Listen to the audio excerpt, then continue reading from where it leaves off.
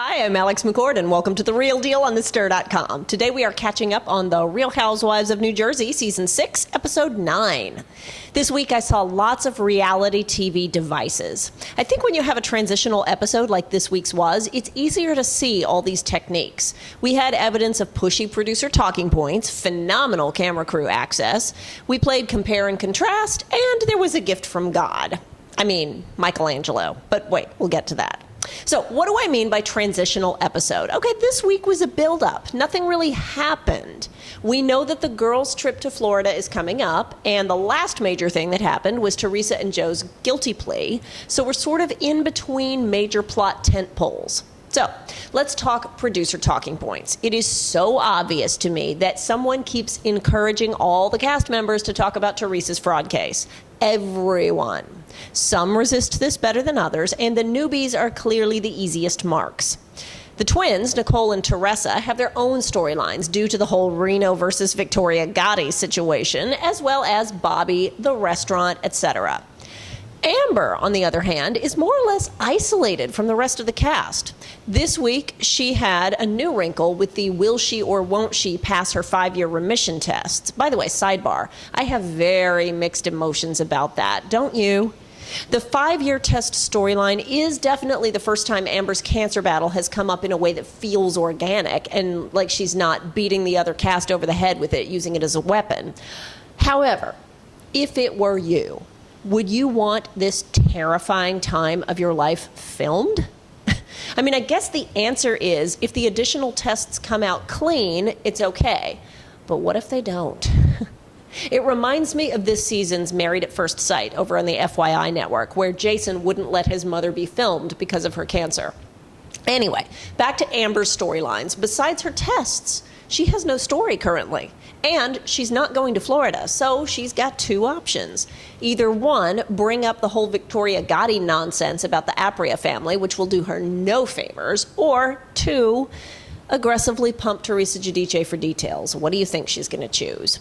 Now, let's talk producer irony and access. My goodness. Was anyone else surprised at the level of access the camera crew had in church during Mass? The only other time I recall a housewife being filmed in church was with Orange County's Jim and Alexis Bellino. Now tell me in the comments if you remember others, but I'm not counting weddings and christenings where the housewives and the cast were the star of the show in the main event. I mean a regular church service. I was really surprised to see a close-up of Amber getting ashes from the priest, and doubly surprised that Amber excused herself and left the service to go and call Teresa. Sorry, I call producer foul on that one. There is no way that would have happened in real life. Nobody leaves a church in the middle of Mass to go and make phone calls. Well, unless you're selling real estate. I did, however, love the juxtaposition of the church to the boxing gym. Didn't you? Amber is purifying herself for Ash Wednesday, so yeah, sure, she needs to go make a phone call to pump her coworker for information and gossip. That works. Teresa, on the other hand, is fighting. This is great. Fighting is exactly what she's been doing in court as well, and the transition to physical fighting can only help. She gets stronger, and her mind gets clearer, and dare I say it, if she gets prison time with the boxing, she'll be toughened up and ready to hold her own. Okay, I thought it, so I said it. Am I the only one thinking that? In any case, Teresa gets annoyed and tells Amber to stop asking her questions. Amber likely only asked the questions because a producer told her to, and Teresa wants nothing more than to ignore it all so that nothing happens that would make her look bad prior to sentencing. By the way, if it's true that Teresa doesn't actually go to Florida, she must be so grateful for that in hindsight because she hasn't been sentenced yet and it's going to air. Next, I saw evidence of compare and contrast this week. The title of the episode was There Will Be Blood Work, and they are likely referring to Reno's colonoscopy versus Amber's cancer tests. Reality editors love to show cast members doing the same thing side by side so the audience can compare how they react or how they do it, whatever it is. We've seen this with home renovation, with acting jobs, with children and their schoolwork, vacations, you name it. This week, it is medical procedures. And once again, I'm amazed at the access, although I shouldn't be. I mean, I covered botched. This is the age of reality cameras being everywhere. Reno did very well. And again, I think it all goes down to the outcome. If the outcome is good, in hindsight, you're glad you let them film it. But if not, whoo.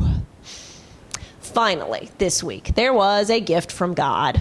I don't know how many producers actually use that term specifically. I've heard Deus Ex Machina, I've heard lightning bolt, I've heard stupid cast trick, whatever. So, once in a while, a cast member will say something so over the top, so delusional, so unintentionally funny that people cannot stop playing it back in the editing bay. And I am thinking that was definitely happening when Joe Gorga, while happily going over plans for the new house, announced that he was the Michelangelo of New Jersey. Because, of course. Well, unless he meant Teenage Mutant Ninja Turtles. Well, let me know what you thought in the comments. Dina foreshadowed that next week's Florida trip will rival Scary Island. Do you think that's possible? For now, I'm Alex McCord. You are watching The Real Deal on thestir.com. Don't forget to subscribe on YouTube, and I'll see you tomorrow.